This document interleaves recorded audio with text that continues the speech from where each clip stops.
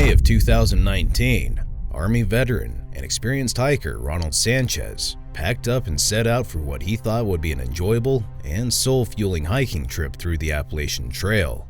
Sanchez, who hiked at a slower pace due to his war-torn knees, pitched his tent for the night, hoping to recuperate with a peaceful night's sleep. But unfortunately, what happened at that campsite that night would be far from peaceful and would haunt his fellow campers for a lifetime. The Appalachian Trail holds a very special place in the hearts of hiking enthusiasts. Located in the eastern United States, this winding path, famous for its epic length, runs a staggering 2,000+ miles.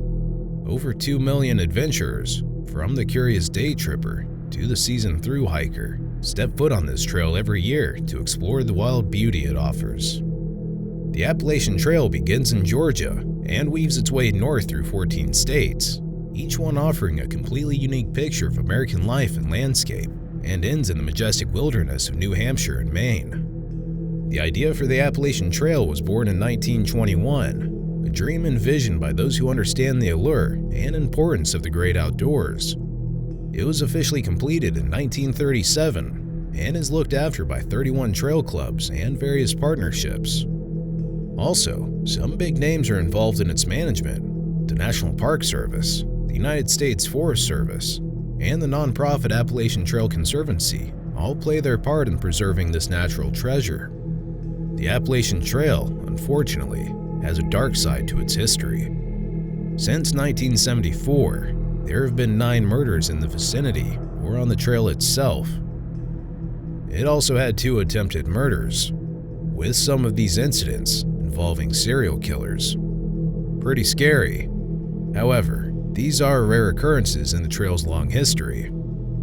Although in the grand scheme of things, the Appalachian Trail is considered a safe trail to hike. Heart attacks are the leading cause of death, but this tends to be among older hikers with pre-existing conditions. Second to that is drowning, which is often as a result of people underestimating the power of the waterways that intersect the trail. However, with a little common sense and a respect for nature's power, the vast majority of hikers enjoy the Appalachian Trail without incidents. It's definitely a place to challenge oneself, to find peace, and to marvel at the beauty of nature. In 2019, this winding trail of solace drew one man in particular, Ronald Sanchez, a man in search of peace in Mother Nature's sanctuary. He was among 5,000 hikers that year who sought to conquer the Appalachian Trail. He even registered ahead of the pack due to his enthusiasm. Sanchez was not trying to show off. He knew his pace would be slower than most. The results of years of military service had, unfortunately, taken a toll on his knees, slowing his pace, but not his determination. Clearly, Sanchez was a very tough guy. Sanchez had spent 16 long years serving in the Army and had returned from 3 tours in Iraq. He was grappling with post-traumatic stress disorder, a ruthless companion that had found its way home with him. But he also brought back a spirit of generosity and kindness, etched deeply into his being during his years of service. People were naturally drawn to Sanchez. He had a magnetic personality, and his journey on the Appalachian Trail led him to make a multitude of friends. Among those friends, he earned the nickname Stronghold. Pretty badass nickname. The moniker was more than just a trail name. It was a testament to the resilience and perseverance he displayed every day navigating the harsh terrains of the mountains. For Sanchez, this journey was about his personal transformation. Before embarking on the journey, he had worked meticulously on improving his physical health. The Department of Veteran Affairs had been instrumental in this process, providing him with various recreational activities that helped him in his healing journey. So yeah, Stronghold definitely suits him as a nickname. Though Sanchez's spirit was indomitable, his knees did have limitations on the mountains. At one point during his journey, he found himself in need of a break. He took a rest at a trailside hostel, which is a haven for hikers in the midst of their journey. But much to Sanchez's surprise, the owner of the hostel had a personal emergency to tend to and trusted Sanchez enough to leave him in charge. This was definitely a role that Sanchez, with his generous heart, was happy to step into. But something unchecked was lurking around the majestic mountains of happy campers. The Appalachian Trail, a peaceful escape for many, was not devoid of its share of disturbances. And one such disturbance came in the form of a man traveling with his pit bull, his hands holding a machete and a knife. His name was Jordan, a threatening maniac whose actions painted a sinister picture against the backdrop of the peaceful trail. What was supposed to be a normal hike would end up in pretty much the worst-case scenario. 3 weeks prior to a tragic incident that marked Sanchez's journey, Jordan had been detained for causing distress among the hikers in Tennessee and North Carolina. Waving his machete and knife menacingly, he instilled extreme fear in his fellow hikers passing him by. Thankfully, at this time, the authorities stepped in, charging him with aggravated assault, criminal impersonation, drug possession, and possession of drug paraphernalia. Jordan accepted the charges and pleaded guilty.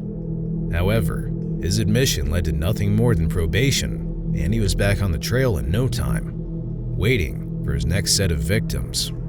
Clearly, this guy had a troubled past. On May 10th, a deranged Jordan, with his knife and dog, approached Sanchez, Kirby Morrill, a 30-year-old seasoned hiker and New Brunswick native, and 2 other hikers, whom we will refer to as JH and GH, who were all hiking alongside each other on the trail. Clearly, this was a huge red flag. Though he didn't physically threaten them at this encounter, Morrill instinctively recognized that Jordan could pose a threat to hikers passing by, and posted about him on a hiker's app. She also left a note at a restaurant along the trail, warning the fellow hikers about the lurking danger. Later that evening, she found herself sharing a campsite with Sanchez, JH, and GH, which is a common occurrence when making one's way along the trail. Morrill and she felt a sense of relief seeing a familiar face at the campsite, given the unsettling feeling of their initial encounter with Jordan. However, their relief was short-lived. Jordan arrived at the campsite, his actions disturbed, and his mind seemingly disarrayed. He was muttering to himself and his dog, singing by the fire for half an hour. The unsettling atmosphere worsened when Jordan began threatening to end the hikers' lives and describing the cool ways he planned to do it. So yeah, we're already off to a pretty bad start here. The darkness of night brought with it an escalating threat. Jordan, talking through the walls of their tents, threatened to set the occupants on fire. The threat was definitely enough for the 4 hikers to decide to leave. However, as they were packing up, Jordan flashed his large knife again and accused them of hunting him. JH and GH took to their heels. Jordan chased after them for a good half a mile before giving up.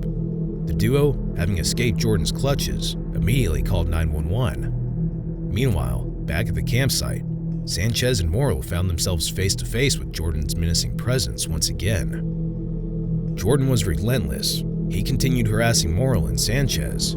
Crazy accusations spewed from his mouth, claiming still that they were hunting him. He went further to falsely allege that Sanchez had attacked him with a rock. Sanchez, despite the rising tension, wanted to defuse the situation. As Jordan approached with his knife, Sanchez remained calm. The man known as Stronghold was definitely living up to his nickname. While chaos ensued at the campsite, Morrill found an opportunity to escape down the trail. As she looked back, hoping to see Sanchez following, a horrifying sight met her eyes. Sanchez, the friendly, strong, and resilient hiker, was being attacked by Jordan. The crazed assailant stabbed him in the chest and stomach. Sanchez crumbled to the ground and took his last breaths right then and there. With fear coursing through her veins, Morrill broke into a run, hoping to save herself from the same fate. However, Jordan was quick to chase her. Morrill, weighed down by her heavy backpack, found herself pinned by Jordan, the weight of the bag pressing her down on her back. The position left her vulnerable, and Jordan capitalized on it. He attacked her viciously, stabbing her 9 times, inflicting over 3 dozen cuts to her face, torso, arms, and legs.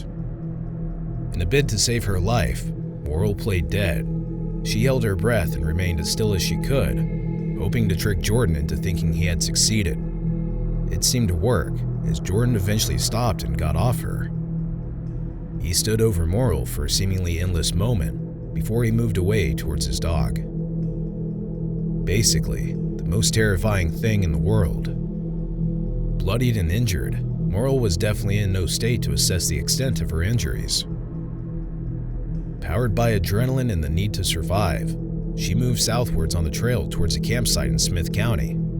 She knew there were other hikers there, and it was her best shot at getting help. Along the way, she encountered a couple of people who lent her aid. Despite walking over 6 miles, and for 3 hours, Morrill managed to maintain her consciousness. Every step she took sent spurts of blood from her leg, a gruesome visual. She attempted at patching herself up with duct tape to no avail. About 15 minutes after Morrill found safety, back at the crime scene, Jordan's presence loomed over the tents of other incoming campers who had not seen this incident go down. The sound of his footsteps and his voice filled the silence of the night. He pleaded his innocence to his dog and the campers, repeatedly saying, "I didn't do anything. I didn't do anything." His voice, filled with fear, could be heard asking his dog, "Are you scared?" "Yeah, I am too." He told the campers a fabricated tale, claiming that someone had tried to bash his head in with a rock. In his web of lies, he asked for a flashlight, which they gave, and he departed. The climax of this horrifying incident came when Jordan, still wearing his blood-stained clothes, was arrested on the mountain, thanks to JH and GH who had called 911. The man who had caused so much chaos and fear on the peaceful trail was finally caught, bringing a temporary close to the nightmare that had unfolded. The ordeal left Morrill in a dire state, necessitating immediate medical attention. She was promptly flown to Bristol Regional Medical Center, located in Bristol, Tennessee. The level of damage she had sustained was evidenced by the fact that it took about 50 staples and 10 sutures to mend all her wounds. In addition to these injuries, she had also suffered pretty severe muscle damage. Regaining the feeling in and the use of her muscles, particularly in her arms, necessitated strenuous physical therapy and exercise. Her journey to recovery was a painful one. Addressing her harrowing experience, she said, "I had never been stabbed before, but now that Mr. Jordan has provided me with that experience, I can confidently say that it is most unpleasant. I do not recommend it. Nor do I recommend the nerve damage and physiotherapy that ensue. Through countless hours of effort, I've regained the use of my right hand and some of the feeling." Despite the ongoing irregularities and function that she would have to live with for the rest of her life, Morrill expressed gratitude for regaining the overall use of her arms. However, living with the visible scars left by Jordan's assault became an ordeal in itself. Strangers often would comment on her appearance. Insensitive remarks ranged from asking if a chainsaw had kicked back onto her face to wondering if she had been attacked by a shark. The incident also inflicted deep psychological scars on Morrill. She had to deal with survivor's guilt over Sanchez's death. She recounted the horror of watching Jordan turn from a bewildered and confused man into a violent animal, taking the life of a good and kind man. The memories of that fateful night, particularly Jordan's eyes and Sanchez's voice calling out to her, remained imprinted in her mind forever. Jordan was ultimately found not guilty by reason of mental disease or defect. Given his mental condition, Jordan was committed to a psychiatric hospital, where he would remain until his recovery was deemed sufficient to pose no substantial risk to others. Experts from the University of Virginia Medical School diagnosed him with schizoaffective disorder and acute symptoms of psychosis. According to federal court records, these illnesses were active at the time of the crimes, resulting in a severe mental disease or defect. Consequently, the doctors concluded that Jordan was incapable of understanding the gravity of his actions at the time of the attacks. In the aftermath of the tragedy, Sanchez's family sent letters to the court pleading for Jordan to remain confined to the hospital indefinitely. Sanchez's mother, Claudia Duncan, depicted the despair that gripped their family in the wake of her son's death, stating that their lives had been shattered beyond words. She added, "I was thrown into a club no one wants to belong to, a club of grieving mothers